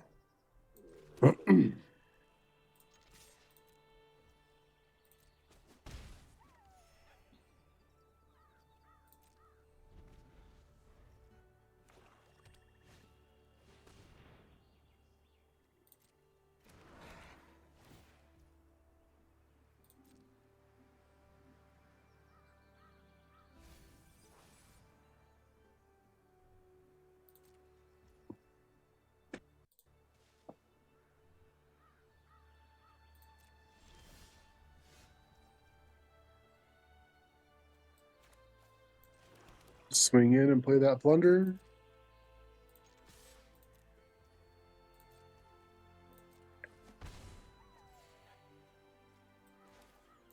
So now he can't swing in. Oh, he will definitely trade that. That panda's a great top. So click on the panda. Oh yeah, you put the panda on top. The plunderer goes to the graveyard, and then you get to play the panda next turn. And when the panda dies, you get the plunderer back. So, I think you take it here. I don't think you trade your Death Touch away, as green black's going to have a lot of bigger creatures, All right. and you're not too worried about the damage right now. It's got his own plunder. Can we play the panda next turn? Oh, we can. Yeah, yeah, yep. And you play it pre-combat, and it'll start getting counters on it.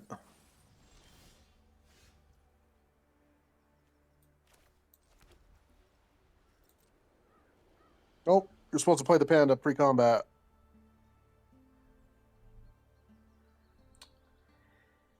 Because when you gain life, it gets counters. My bad. I misplayed that All one. right. I misplayed that one. Oh.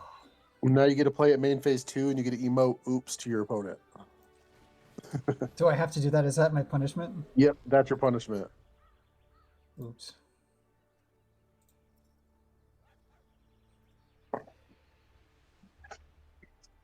Now he gets to kill it. Well, either way, when it dies, we get it would have been plunder. one damage closer to being out of range of the Thespian and being able to block it. Is that a blue card in your opponent's graveyard? Yeah. Yes, it is. All right. So they are missing blue land. So they're going to bake into a pie your guy, which is okay, because then you just get your plunder back right now. I just trade one? Yeah, trade one for the 3/1.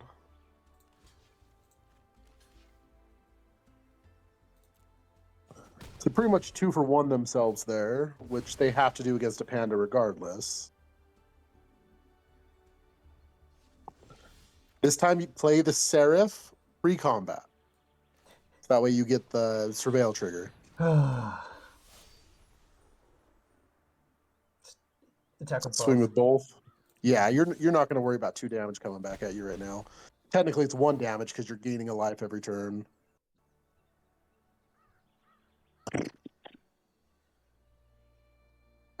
That's an awkward card because it's good, but you're going to tap. I think you keep it. It's probably worth keeping. You'll probably tap out next turn for the zombie, but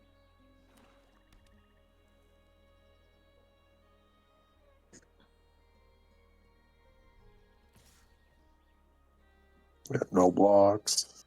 Yeah. I mean, we can swing for 6 if he doesn't play a creature. Even if he does play a creature, you can swing for 6 because your guy has Death Touch. Good point. So pretty much anything he plays, you're happy to trade with.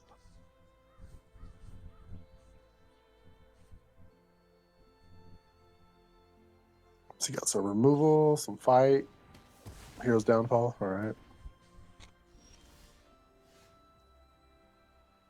Go ahead and swing for 3.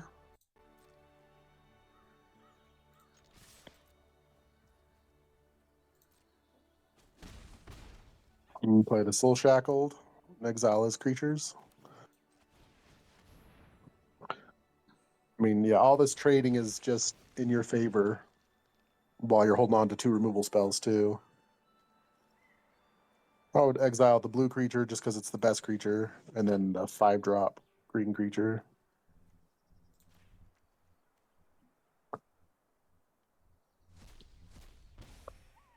And he's going to crack his food.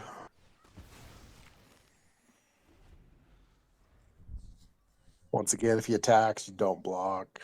No, I'm not worried about it. I'm not worried about my The life. 4 damage.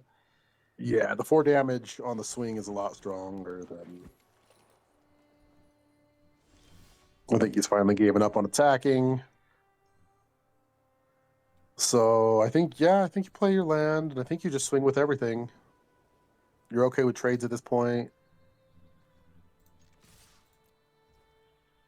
You have Fake Your Own Death, so you'll probably use that on your Soul Shackle. It's too bad he didn't wait, because he could have blew you out with Fake Your Own Death, but.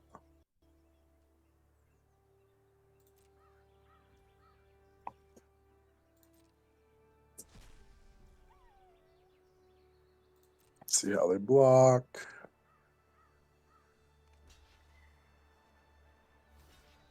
And then fake your own death, the Soul Shackle. I mean, you can fake your own death, either one of them, actually. The Plunder will set your next draw up, but the Soul Shackle will deal 2 more damage to them and gain you 2 life, so...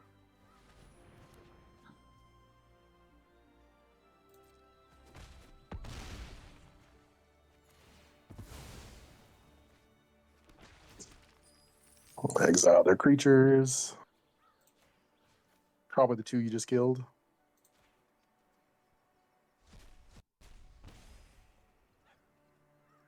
Yeah, and then pass the turn. We still have a Hero's Downfall and a Luminous Rebuke. Yep. Pass. They want to hit you for 3, you don't really care. I think you probably go ahead and Hero's Downfall their guy, so you can push through the damage. And swing in. And this is when they concede. While you're playing against black, you definitely always keep a land in your hand in case they make you discard a card. My guess is both their cards in their hand are blue.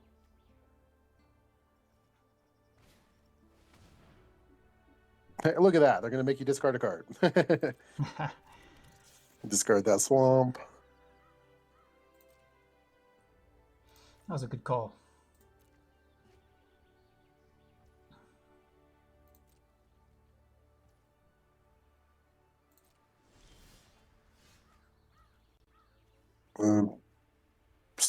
Swing first. There's no point in playing that pre-combat, so he's forced to block. If he tries to use fake your own death or anything, you just kill it in response, but she doesn't. Yeah, you play the flyer and you have lethal in the air, so. What if he has a board wipe? It's still worth playing in this situation. He would have to top deck it. He doesn't have it in his hand. It's worth it. If he does, it sucks. But the thing is, if he draws any ground creature,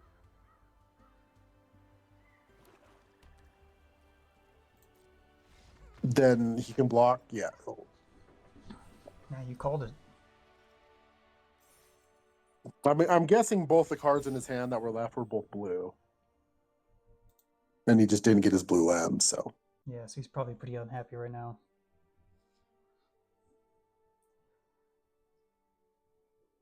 That is the issue with playing more than 2 colors, but I shouldn't say anything because I play 5 colors a lot, so.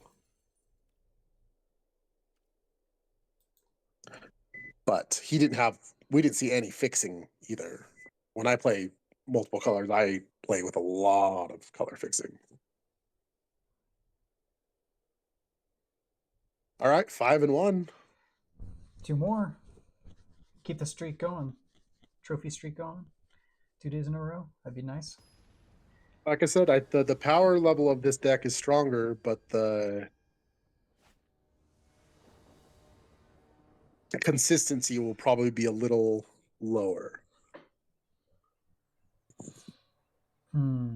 On the draw, I think this is one I would risk on the draw because if you get 1 land, whether it be white or black, you have a lot of playables. But if I don't have a turn 1 or a turn 2.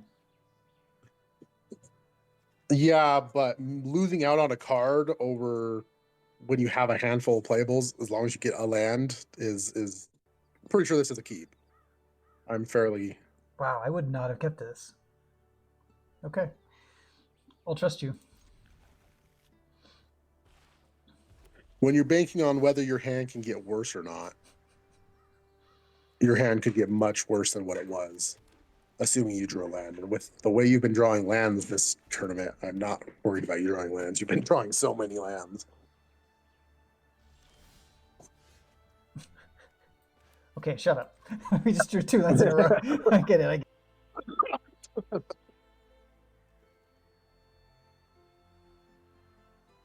Yeah, you get to go Prideful Parent into possible Plunder or Fake Your Own Death, or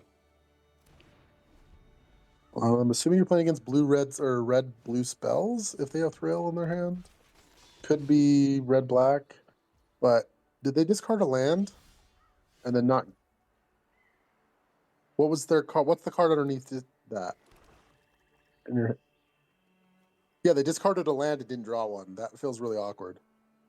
I think playing Dazzling Angel is probably worth it before you play the Prideful Parent, because then you get the life gain. Yeah. It's possible, but he needs more lands. Okay, red white. Because he has to have lands before he can burn you, because Burst Lightning can't do it.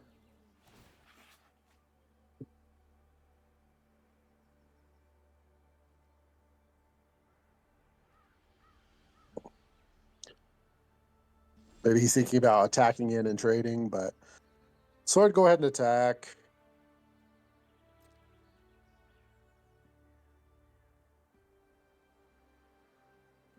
And you probably plunder, set up your next draws.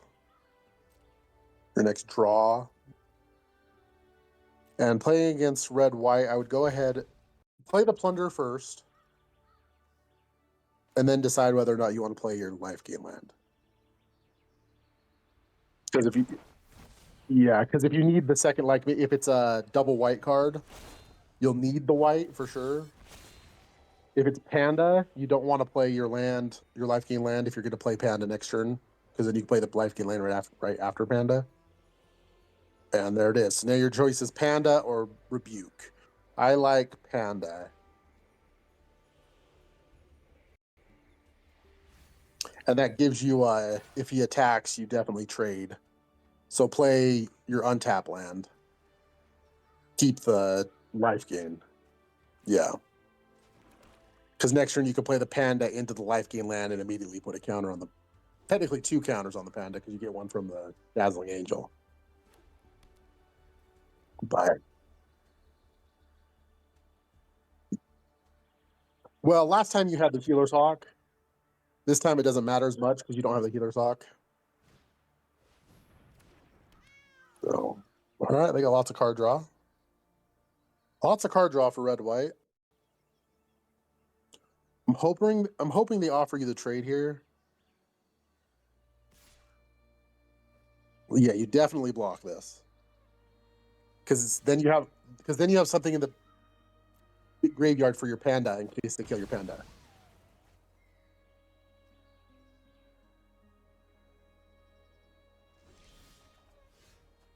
All right, so yeah, you get to play.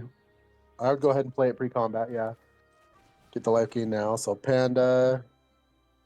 They may end up burst lightning it in response, and that would kind of suck. 1 to deal 2 damage. Reason that would suck is because you'd get the plunder back, and then you wouldn't be able to activate the plunder. But yep, so then play your land, gain another life, another counter goes on. Then attack with the angel. The reason I played it this way is because if they have Luminous Rebuke in their hand, you got your life from the angel before they killed it. Which they do not. They have Resolute Reinforcements. So they're just going to try to go super wide on you.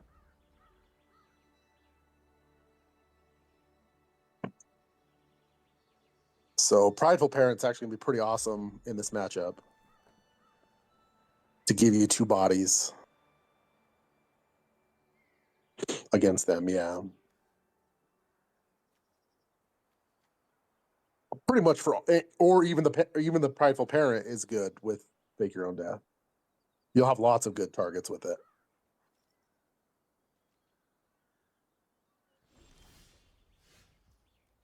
Hello. So I think you do not play that until you get another land, so you can hold up Fake Your Own Death with it. So I think you play the Prideful Parent.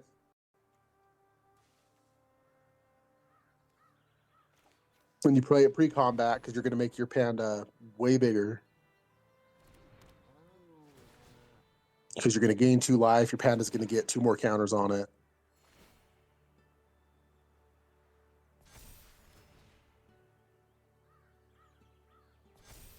I would swing in with the Panda. I would swing in with both the Panda and the Angel. Correct. And you'd lose all the counters, but that's okay because you'd get it back and it would just start all over again. With the Dazzling Angel on the board, counters go up pretty fast. So if he has a trick, he'll use it. If not, he'll just chump block with a token.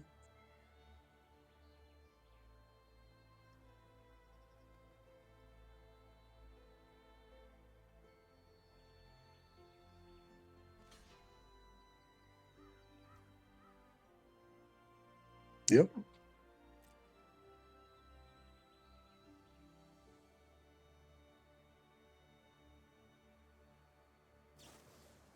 Burst lightning kicks? Nope. Catholic Commando, more creatures? Sure.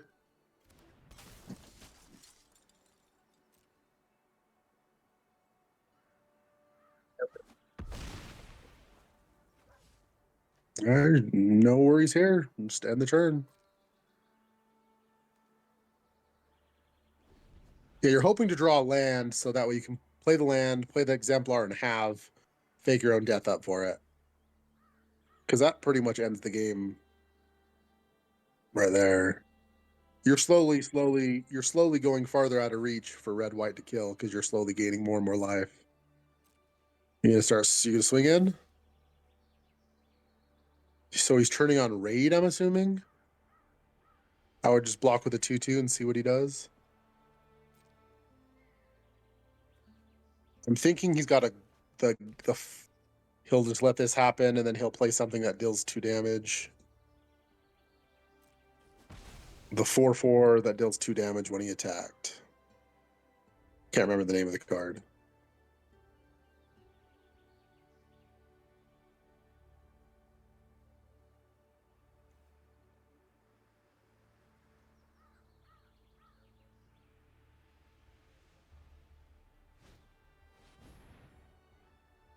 Nope, smaller one. It's a 4/3. So he sacrificed his 1/1 to play a 4/3. I don't feel like that's too bad for you. Yeah. Play that pre-combat. That way you can get another counter on your Panda and then swing with the same 2 again. The flyer and the Panda. Yep. You're okay. Yeah, but you also could kill something that's blocking it.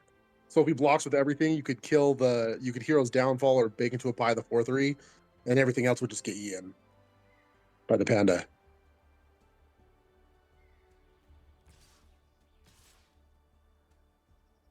But he's getting to No, just the 2. My guess is he double blocks with the 4/3 and 3/1.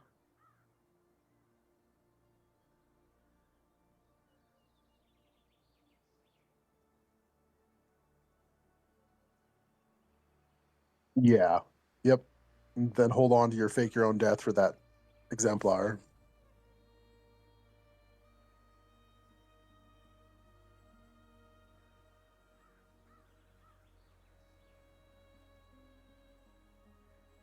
Hero's Downfall costs 3, so you'd only have 1 mana. So I would use the bake into a pie.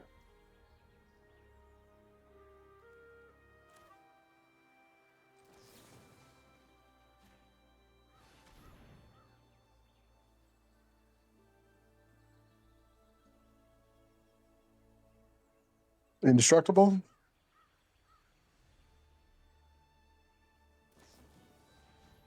Yep. Unfortunate. So your Panda's gonna die. You get to take a 3/1 with you, and then you get the pros. Anyway, just hit OK. That's fine. You kill him. You would technically kill both if you could. You get your. Why can't I think of what the name of it is? I'm struggling with names today. The Plunderer, and then because you attack, the Plunderer actually gets to be activated. So I like Hero's Downfall.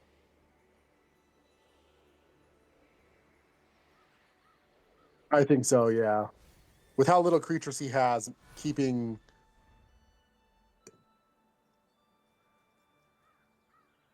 Next turn, you may just run out the Exemplar, even though you didn't get a land, because you could draw a land off playing the Exemplar, because you do get to draw a card immediately.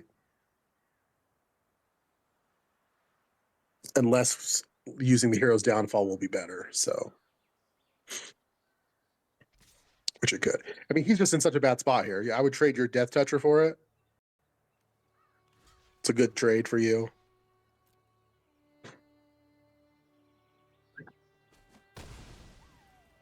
Even if he had another card, it would be a card for a card again. Is this the 5/5 that deals 2 damage? That's the one I thought he was going to play last turn. So he's going to kill your bird here. Or I'm assuming your Healer's Hawk.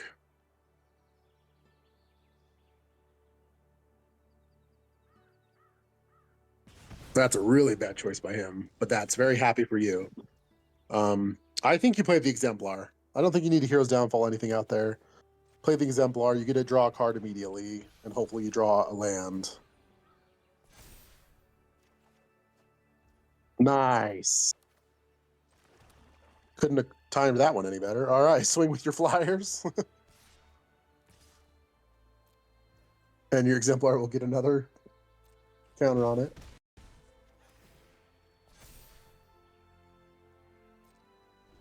And pass your turn, yeah. And then you can, at the end of their turn, if you don't have to use, if you didn't have to use your Fake Your Own Death, you could crack the food token and draw another card with Exemplar. But they're like, nope, Exemplar, too good, we're done. Very nice, very nice. That's 6-1. So we're on to the final boss. But you got 2 attempts at the final boss this time instead of 1.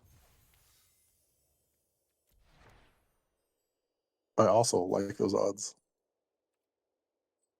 The odds are in your favor.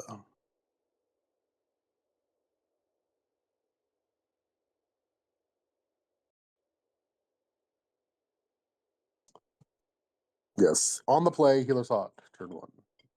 Always feels good.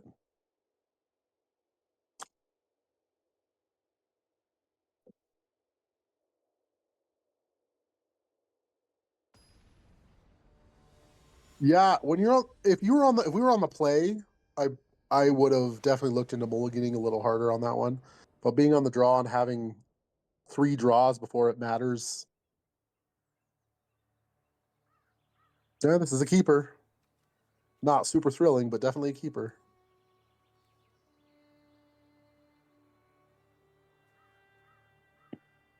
Got a Helpful Hunter on turn 2. And then some good 4 drops. Oh, absolutely. Could rip it right off the top. But instead, you ripped a good 3 drop. I mean, your curve's really good. It just starts on turn 2 instead of turn 1.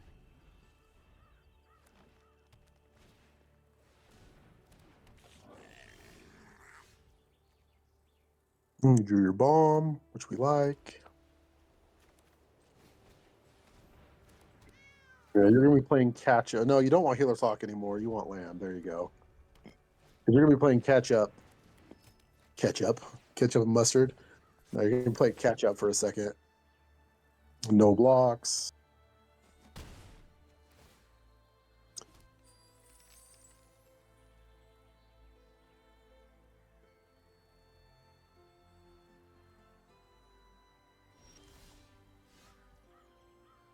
Play your swamp.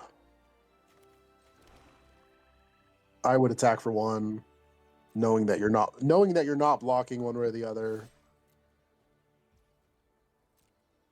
And then pass the turn. And decide whether or not you need a Hero's Downfall during their turn, depending on what they do.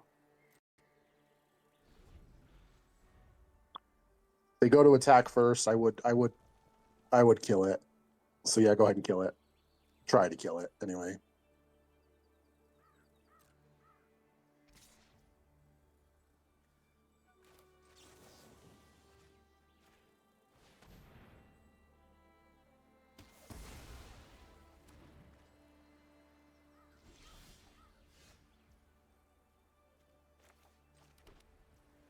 Just Soul Shackle and exile their card. Maybe attack first, see what they do. I can also see an argument to play Seraph here first. No, playing Seraph before the Soul Shackle is what I meant. So play the Seraph instead of the Soul Shackle, because then you get a Surveil with the Seraph.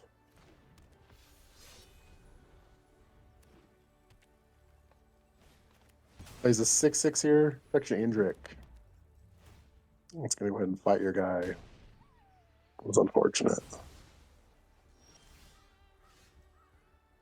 I like the land draw. One more land draw and you're really happy. I think you just bake into a Pious Indrik here. Because then you have the food on board for the Exemplar. And attack for 1.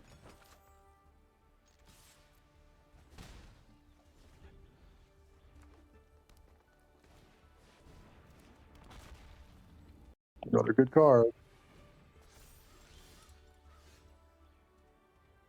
So I think you're okay to take 5 damage for a turn. So I would play your land and play the Knight of Exemplar and pass and hold up your Fake Your Own Death. That's what I meant. Yes, I'm sorry. That's what I said. I don't even know where that came from. Yeah, exactly. And that's what I'd hold up Fake Your Own Death for.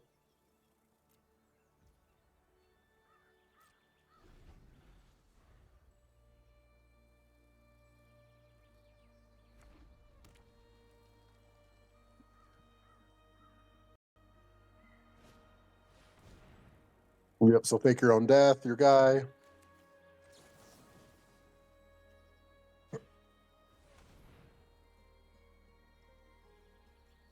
You have double removal spell?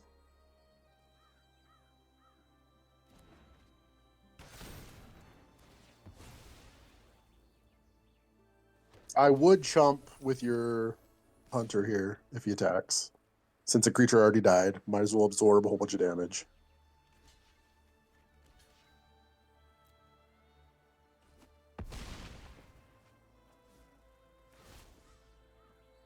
He'll put counters on it. Now, yeah, you get to go ahead and Hero's Downfall as creature.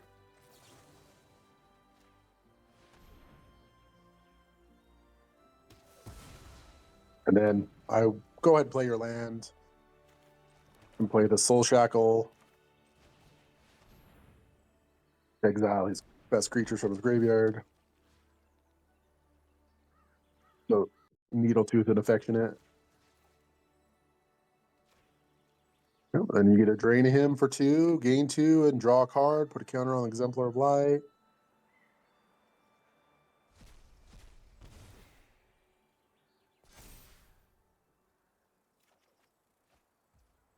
Oh, and go ahead and play the Healer's Hawk with your treasure.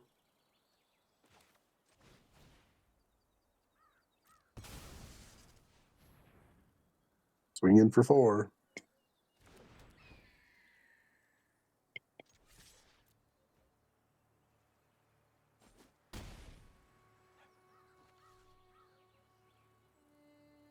Yeah, it was a great turn.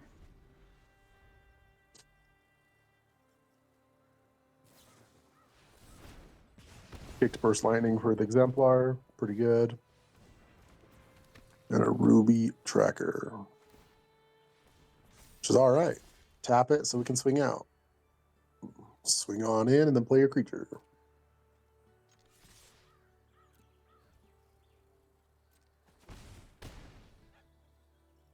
They're on top deck mode when, so you're in a pretty dang good spot here.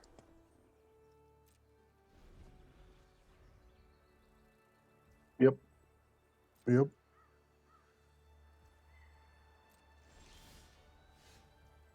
Yeah, swinging with everything. You're okay trading your guy away at this point to get him out of cards on the board.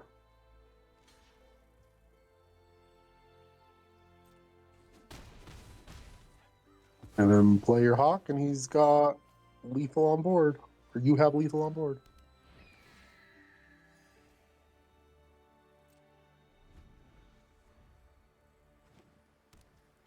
Session. Very nice. 7-1. 2 streams, 2 trophies. Yeah, yeah. Yeah, you're moving through the ranks really fast.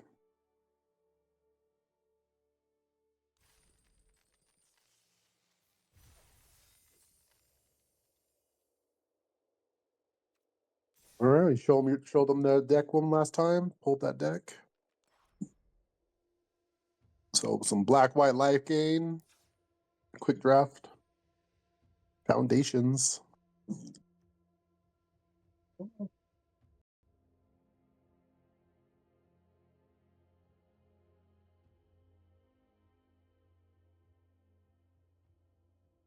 Yeah, you had very, very solid removal. Like I said, the individual cards quality of this deck was pretty high. Probably an A. And then the only thing that we were really missing is probably like Macabre Walls to get back. Yeah, to get back your Knight of Exemplar or your Exemplar of Light. Like a couple of those games, that the one we lost and the ones that were really close, had you been able to get back that Exemplar, it would have been a lot different. That's about, I mean, that's about the only thing, of course, non-rare. Obviously, there's rares that could have made this deck better, but it was a really solid deck.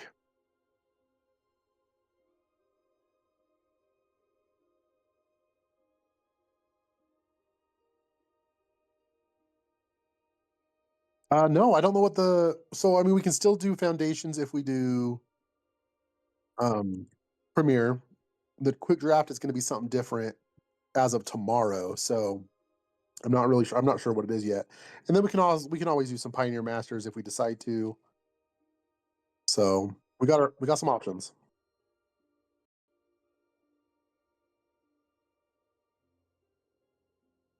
All right, take care, everyone.